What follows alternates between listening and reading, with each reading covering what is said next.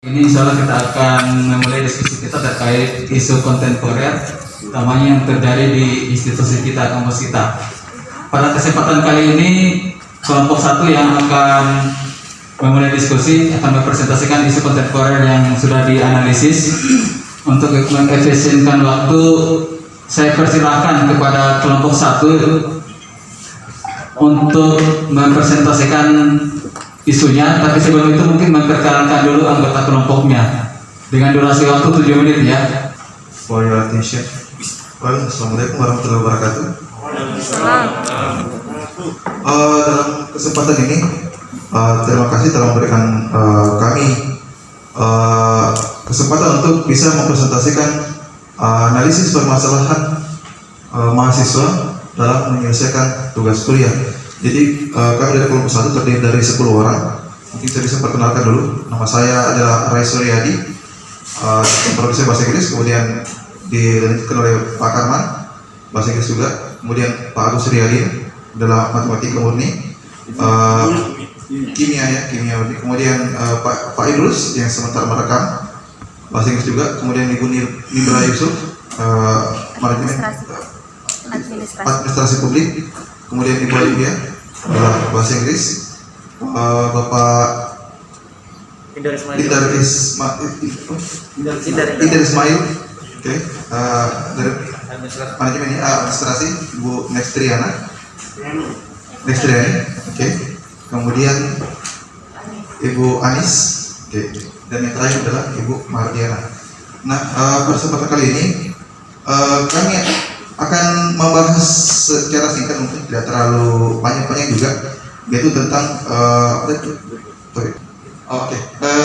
untuk selanjutnya saya akan berikan kesempatan kepada presentator kami, Ibu Mardiana. Silakan Ibu. Bismillahirrahmanirrahim. Terima kasih untuk ketua tim. Assalamualaikum warahmatullahi wabarakatuh. Waalaikumsalam. Jadi izinkan kami untuk mempresentasikan mengenai isu yang kami angkat terkait isu kontemporer yang kami lihat sedang terjadi di Universitas 19. Isu yang kami angkat di sini adalah terkait permasalahan mahasiswa dalam menyelesaikan tugas kuliah. 19 November.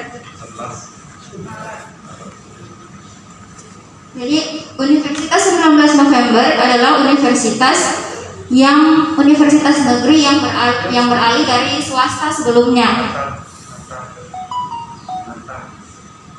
Universitas 19 November berubah status menjadi negeri di tahun 2014, dan saat ini Universitas 19 November telah memiliki kurang lebih 8.000 alumni.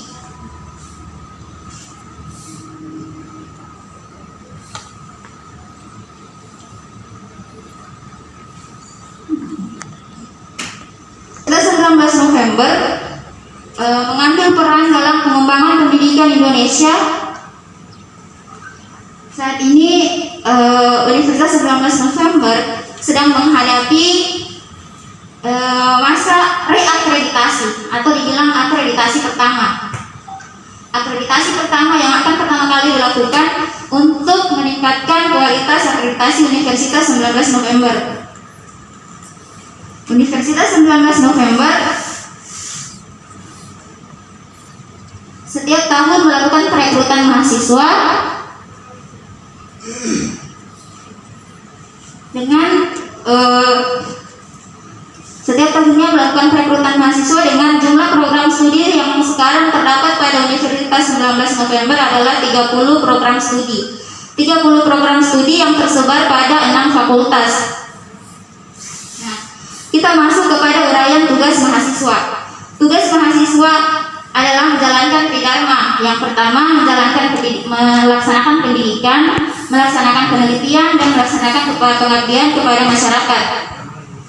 Melaksanakan pendidikan dalam artian sebagai mahasiswa wajib untuk mengikuti proses belajar mengajar, dan di dalamnya adalah kewajiban untuk menyelesaikan tugas-tugas perkuliahan yang diberikan.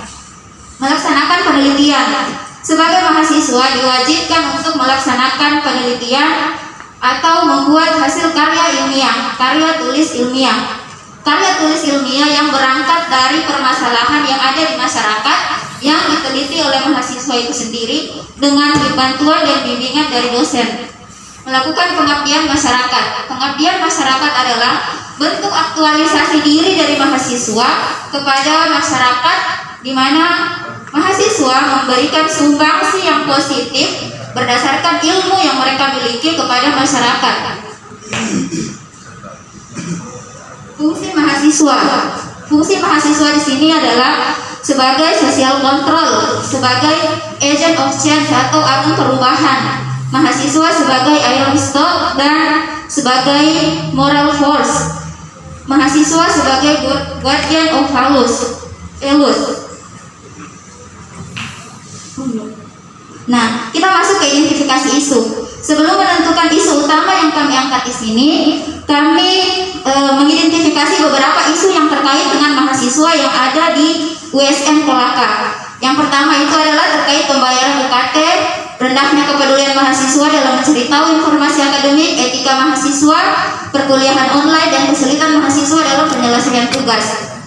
Identifikasi ini kami lakukan berdasarkan metode USG, dan kami menetapkan bahwa kesulitan mahasiswa dalam penyelesaian tugas kuliah adalah isu yang paling utama. Karena yang pertama, alasan kenapa kami memberikan poin urgensi kepada isu kesulitan mahasiswa dalam penyelesaian tugas kuliah itu poinnya 5, karena mengenai penyelesaian tugas kuliah, urgensinya terletak kepada keterkaitan terkait dengan capaian pembelajaran lulusan. Makanya kami menganggap bahwa penyelesaian tugas mahasiswa ini menjadi isu yang mendesak atau urgent untuk diselesaikan. Yang kedua, keseriusan. Keseriusan kami beri poin 5. Kenapa? Karena terkait kualitas lulusan mahasiswa. Apabila isu terkait kesulitan mahasiswa dalam menyelesaikan tugas kuliah tidak ditangani secara serius, maka bisa jadi output yang dihasilkan dari kampus nanti itu nilainya akan kurang baik atau kurang bisa berkualitas di masyarakat. Dan ketiga, kenapa kami memberikan growth atau perkembangan poinnya 5? Karena isu terkait penyelesaian tugas mahasiswa bisa cepat berkembang di kalangan mahasiswa. Kenapa? Karena sifat malas menyelesaikan tugas ataupun latah di kalangan mahasiswa itu marak terjadi apabila ada teman-temannya yang malas mengerjakan tugas, malas mencari tahu tentang tugas, membuat tugas asal jadi. Itu bisa cepat menjamur di kalangan mereka apabila isu tersebut tidak secepatnya ditangani oleh universitas, dalam hal ini para pendidik. Oke, karena berhubung waktu telah habis, saya lanjutkan sedikit ke analisis isu. Bisa? Tambah lagi 2. Oh iya, terima kasih Pak.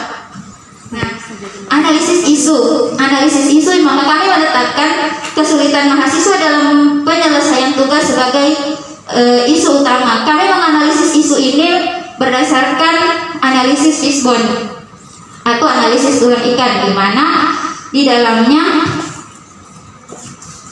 ada poin-poin yang menjadi dasar atau sub permasalahan yang memunculkan isu utama tersebut. Contohnya seperti ukuran. Kenapa dikatakan permasalahan ini muncul? Karena sering terjadi copy paste tugas di kalangan mahasiswa. Kedua, asal tugas asal jadi yang sering dilakukan oleh mahasiswa.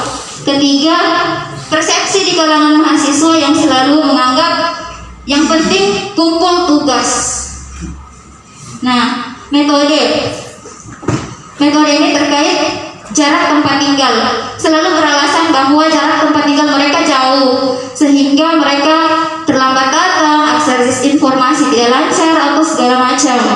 Dan yang kedua, deadline tugas. Banyak mahasiswa yang beralasankan bahwa deadline tugasnya terlalu cepat, terlalu mepet sehingga tidak sanggup kerja tugas. Dan yang ketiga, yang selanjutnya, manpower.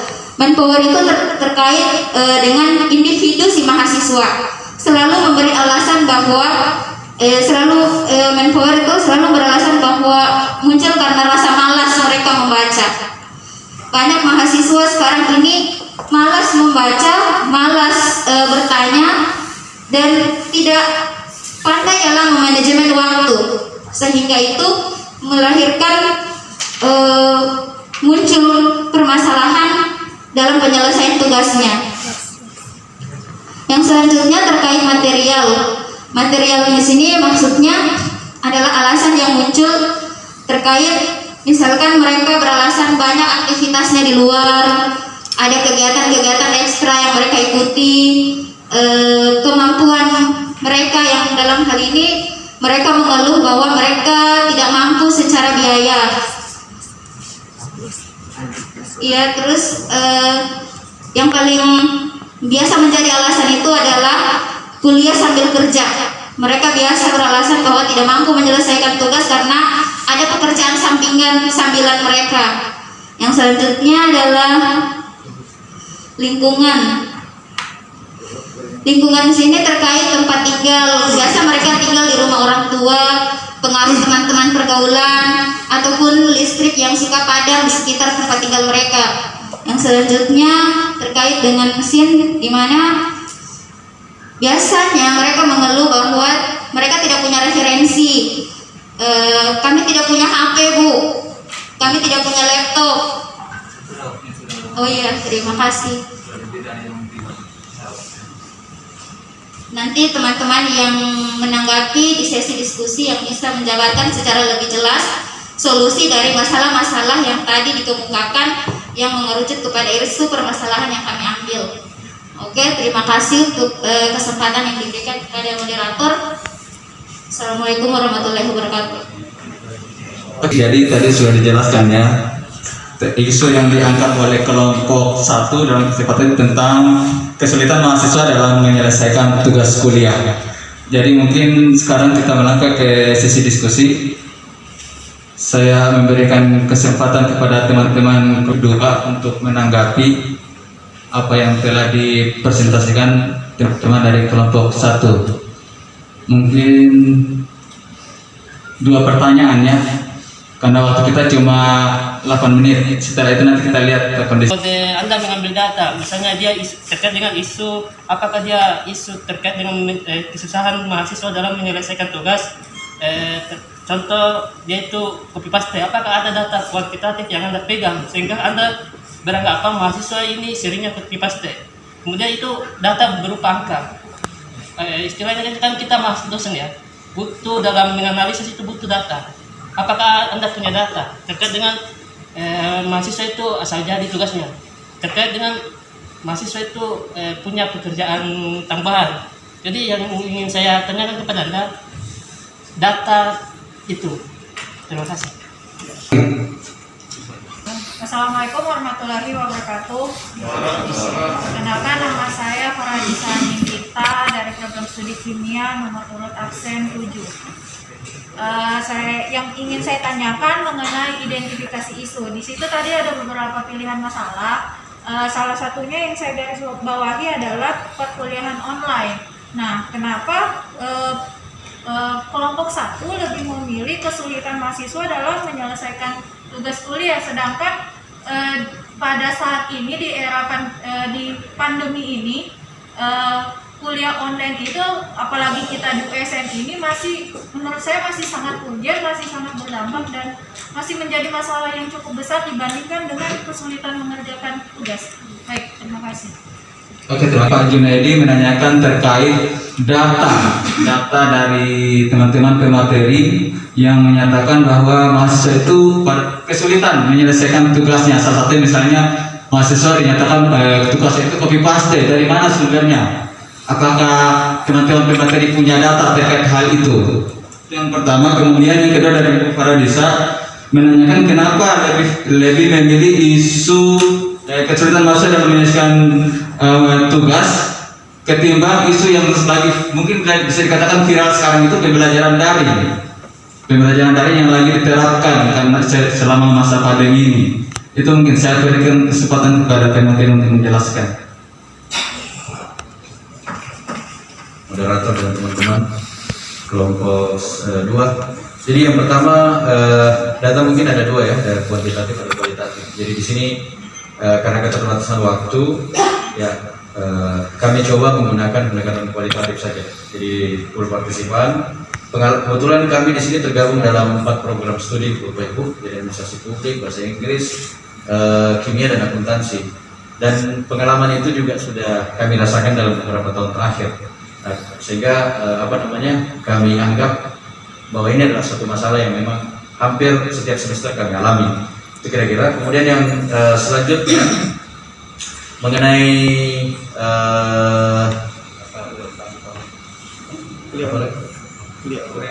kuliah online. Jadi kuliah online kenapa kami tidak masukkan sebagai memang prioritas ya, termasuk prioritas dari ada beberapa aspek di sini, ada 5. Tapi begini, menurut kami kesiapan mahasiswa dalam menghadapi perkuliahan daring itu juga dikarenakan masa transisi ya. Jadi selama ini kan kita modelnya offline lebih banyak di kampus. Kemudian kita masuk ke daring yang memungkinkan kita harus bertemu secara virtual. Ini juga bukan semata-mata dialami oleh mahasiswa, tapi terus terang teman-teman di tingkat pengajar juga mengalami hal seperti itu. Jadi kami menganggap ini masih perlu untuk dirumuskan bersama bagaimana modelnya, secara praksis ya, mungkin ada regulasi yang terkait dengan hal itu. Jadi yang maka kemudian yang kami menganggap sangat mendesak untuk diselesaikan sebenarnya adalah masalah penyelesaian tugas kuliah. Kenapa menyangkut masalah penyelesaian tugas-tugas kuliah? Karena ini sebenarnya merupakan sarana pembelajaran atau latihan bagi mahasiswa dalam menghadapi proposal dan yang berujung pada skripsi. Kita tahu kita benci yang namanya plagiarisme. Kita tahu plagiarisme itu ya sekarang kan serba orang tinggal googling lah. Nah rata-rata keterbatasan itu karena mereka mau cepat, mereka googling saja. Padahal itu juga nanti akan sangat berpengaruh terhadap kualitas luaran kita. Jadi nanti bisa saja orang menganggap ada stereotip negatif. Wah sudah nih, gak usah ke kampus itu karena gampang gitu. Nah, gampang, bisa diatur. Nah itu makanya mutu dari situ harus kita jaga nas. Implikasinya memang sangat besar meskipun hal ini sangat sederhana menurut kita, tapi implikasinya sangat besar. Terima kasih Bapak atas waktunya. Sebelumnya mungkin saya tanyakan masalah ini Pak, waktu sampai jam berapa ya untuk diskusi? Assalamualaikum warahmatullahi wabarakatuh. Terima kasih atas kesempatannya. Yang pertama saya komentari dulu terkait PPT-nya. Saya mungkin butuh mikroskop untuk melihat bagaimana sedetail kalimat-kalimat yang bisa saya cerna supaya lebih gampang. Itu mungkin awalnya saya kasih masukan ya, mohon maaf.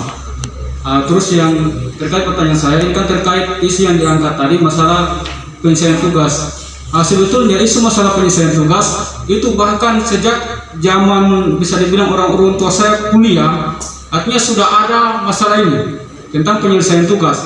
Saya rasakan di zaman saya. Artinya kan ini isu lama sebetulnya. Sementara isu kontemporer kan isu terbaru. Seperti saya sependapat yang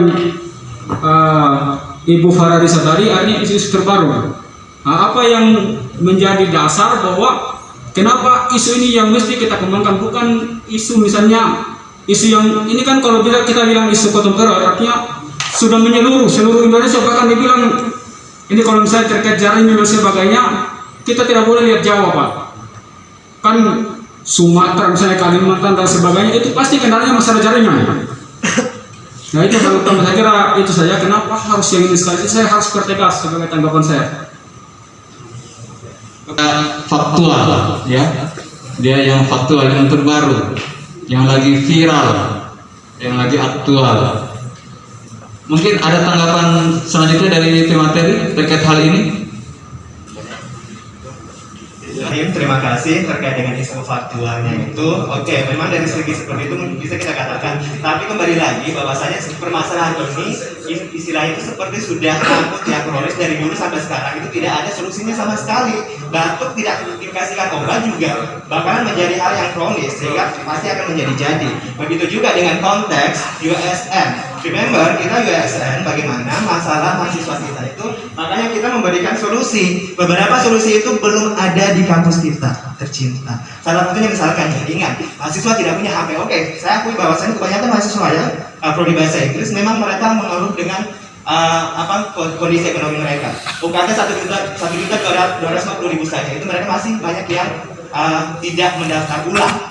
Sedangkan saya dulu waktu kuliah itu 1.302.006 itu sudah di Jawa ya. Sedangkan kita di USN 1.250.2019 itu masih berat. Jadi wajar saja kalau masih ada mahasiswa yang belum punya HP, belum punya laptop dan lain sebagainya. Apa solusi kami? Yang salah satunya itu adalah maksimalisasi penggunaan lab komputer. Lab komputer di sini itu coba sering digunakan untuk perkuliahan. Tapi bagaimana dengan mahasiswa yang tidak punya laptop, HP dan lain sebagainya, harusnya bisa dibuka akses untuk mahasiswa yang ingin mengerjakan tugas, jadi bukan cuma untuk keperluan kuliah semata.